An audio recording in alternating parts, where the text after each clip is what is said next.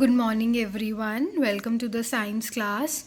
I hope you have revised the chapter that we have read yesterday, and today we are going to continue this chapter. So, let's start. First, we will read about mouth. Food is taken into our mouth. जो भी हम खाना खाते हैं वो सबसे पहले कहाँ जाता है? Into our mouth. Teeth present in the mouth chew and grind the food. फिर जो टीथ प्रेजेंट है हमारे माउथ के अंदर वो क्या करते हैं? खाने को च्यू करते हैं, मतलब चबाने में हेल्प करते हैं और खाने को ग्राइंड करते हैं. When we chew, the food gets mixed with saliva. जब हम च्यू करते हैं खाना तो जो हमने खाना खाया है वो सलाइवा के साथ क्या हो जाता है? मिक्स हो जाता है. Saliva helps in digestion of starch.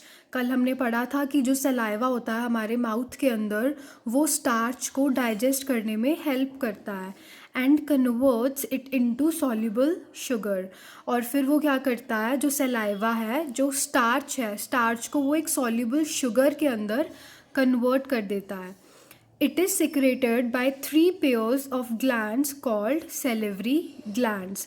Saliva आता कहाँ से है? हमारे माउथ के अंदर सेलिवरी ग्लैंड्स होते हैं जहाँ से सलाइवा सेक्रेट होता है. They are located in the bottom and sides of mouth. Salivary glands हैं जो वो हमारे माउथ के अंदर कहाँ होते हैं? At the bottom पे और हमारे माउथ के sides पे. So this is how the food is digested in our mouth. Next is bread taste is sweet on chewing. जब हम ब्रेड खाते हैं तो वो हमें उसका जो टेस्ट है वो स्वीट क्यों लगता है? Saliva changes insoluble starch in the food into soluble sugars. अभी हमने ऊपर भी पढ़ा था कि जो सलाइवा होता है वो जो स्टार्ची सब्सटेंस होता है फूड के अंदर उसको सॉल्युबल शुगर के अंदर कन्वर्ट कर देता है. जो ब्रेड है, राइस है, पोटैटोज़ हैं, इनके अंदर क्या होता है? स्टार्च होता है. इसीलिए हमें च्यू करने के बाद इनका टेस्ट क्या है? शुगर की तरह लगता है. That is why starchy food like bread and rice taste sweeter after we chew them. अभी हमने पढ़ा ना, इसीलिए इनका टेस्ट क्या है? हमें शुगर जैसा, मतलब शुगरी टेस्ट लगता है after we chew them. Next we read about food pipe. So खाना खाने के बाद जब माउथ में हमारा फूड एंटर होता है उसके बाद जो हमारा फूड है वो फूड पाइप में एंटर होता है. Food pipe is also known as oesophagus. Food pipe को ईजोफेगस भी बोला जाता है. In a grown up person मतलब बेबीज़ के अंदर नहीं, जो बड़े हो चुके हैं. It is 8 to 10 inches long. जो फूड पाइप की लेंथ है वो कितनी होती है? 8 to 10 inches long. Food passes through this long tube to reach the stomach. Mouth के बाद फूड पाइप में एंटर होता है और फूड पाइप से खाना कहाँ चला जाता है? हमारे स्टमक के अंदर. Next is coughing removes food from the wind pipe. अगर हमारा जो खाना हम खाते हैं उसके कुछ पार्टिकल्स हमारे विंड पाइप के अंदर एंटर हो जाते हैं फूड पाइप की जगह, तो जब हम कफ करते हैं ना, खांसी करते हैं, तो उससे क्या है? वो पार्टिकल्स हमारी विंड पाइप से रिमूव हो जाते हैं. If by chance any food particle move into wind pipe, अगर कोई food particle by chance wind pipe के अंदर चला जाता है, देयर इज़ अ स्ट्रॉन्ग कफ, तो हमें बहुत ज़ोर से क्या है?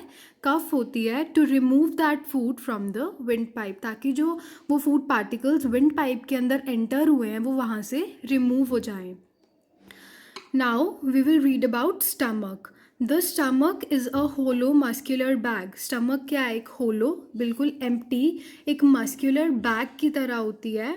The walls of the stomach secrete digestive juices called gastric juices. जो स्टमक की वॉल्स होती है ना, वहाँ पे एसिड्स रिलीज़ होते हैं, जिनको वो जो एसिड्स हैं वो हमारा खाना डाइजेस्ट करने में हेल्प करते हैं, इसीलिए हम उन्हें डाइजेस्टिव जूसेस बोलते हैं. Also called as gastric juices. The juices in the stomach break down the proteins in the food. वो जो juices हैं जो स्टमक की वॉल से सेक्रेट हुए हैं वो क्या है? प्रोटीन्स को ब्रेक डाउन करने में हेल्प करते हैं. जो हमने खाना खाया उसके अंदर जो प्रोटीन्स होते हैं वो उनको ब्रेक डाउन करने में क्या करते हैं? हेल्प करते हैं. Now wounds in stomach. Wounds क्या होते हैं? घाव. If you don't eat food, अगर हम खाना नहीं खाते, The acid present in the stomach starts eating the cells of stomach, causing wounds known as ulcers. तो wounds हमारे स्टमक के अंदर कैसे होते हैं? जब हम खाना नहीं खाते तो जो हमारी स्टमक के अंदर एसिड प्रेजेंट होता है वो क्या करता है, वो हमारे जो स्टमक के सेल्स होते हैं ना उनको ईट करना शुरू कर देता है, जिसकी वजह से हमारे स्टमक की वॉल्स पे क्या हो जाते हैं, वाउंड्स हो जाते हैं, और जिसको हम क्या बोलते हैं, ulcers. Next we will read about small intestine. So stomach के बाद जो हमारा खाना है वो कहाँ जाता है, स्मॉल इंटेस्टाइन के अंदर. From the stomach the food is pushed into a long coiled tube called the small intestine. कल हमने वीडियो में देखा था ना, स्मॉल इंटेस्टाइन क्या है, एक हाईली कॉइल्ड ट्यूब होती है. Three juices, intestinal juice, bile juice and pancreatic juice are poured into small intestine. 3 तरह के जूसेस क्या हैं, स्मॉल इंटेस्टाइन के अंदर पोर किए जाते हैं. First is intestinal juice. जो इंटेस्टिनल जूस होता है वो हमारे स्मॉल इंटेस्टाइन की वॉल से सेक्रेट होता है in small quantities. Bile juice होता है वो लिवर से सेक्रेट होता है, और जो पेनक्रियाटिक जूस होता है वो पेनक्रियास सेक्रेट करती हैं. These 3 juices are poured in the small intestine. These juices help to complete the process of digestion. ये जो तीनों जूसेस होते हैं ये क्या करते हैं, हमारा जो डाइजेशन का प्रोसेस है उसको कंप्लीट करते हैं. मतलब स्मॉल इंटेस्टाइन के अंदर जो हमारा हमने खाना खाया, जो वहाँ स्मॉल इंटेस्टाइन तक क्या है पहुँच गया है, वो क्या है, कंप्लीटली डाइजेस्ट होता है स्मॉल इंटेस्टाइन में. The digested food is absorbed by blood vessels which carry nutrients to all parts of body. और यहाँ हमारी कंप्लीट डाइजेशन होती है जब स्मॉल इंटेस्टाइन में. तो जो डाइजेस्टेड फूड होता है, जो ब्लड वेसल्स हैं वो क्या करती हैं, इस डाइजेस्टेड फूड को एब्जॉर्ब कर लेती हैं, और फिर जो न्यूट्रिएंट्स होते हैं वो हमारी पूरी बॉडी में क्या है, ब्लड वेसल्स पहुँचा देती हैं. Small intestine is the longest organ of human body. जो स्मॉल इंटेस्टाइन है वो सबसे लॉन्गेस्ट ऑर्गन है ह्यूमन बॉडी का, और इसकी लेंथ कितनी होती है, it is about 20 feet long. So आपको ये याद रखना है कि सबसे लॉन्गेस्ट ऑर्गन हमारी बॉडी का कौन सा है, it is small intestine and its length is 20 feet. So next is large intestine. The undigested food passes into the large intestine. तो स्मॉल इंटेस्टाइन के अंदर हमारी कंप्लीट डाइजेशन होती है फूड की, और डाइजेस्टेड फूड होता है जो वो ब्लड वेसल्स क्या है, एब्जॉर्ब कर लेती हैं. उसके बाद जो अनडाइजेस्टेड फूड बचता है वो कहाँ चला जाता है, लार्ज इंटेस्टाइन के अंदर. Extra water is absorbed from the undigested food and carried to kidneys by blood vessels. और जो एक्स्ट्रा वाटर होता है अनडाइजेस्टेड फूड के अंदर वो क्या है, हमारी लार्ज इंटेस्टाइन एब्जॉर्ब कर लेती है, और उसको कहाँ कैरी किया जाता है, टू द किडनीज. और कौन कैरी करता है, ब्लड वेसल्स.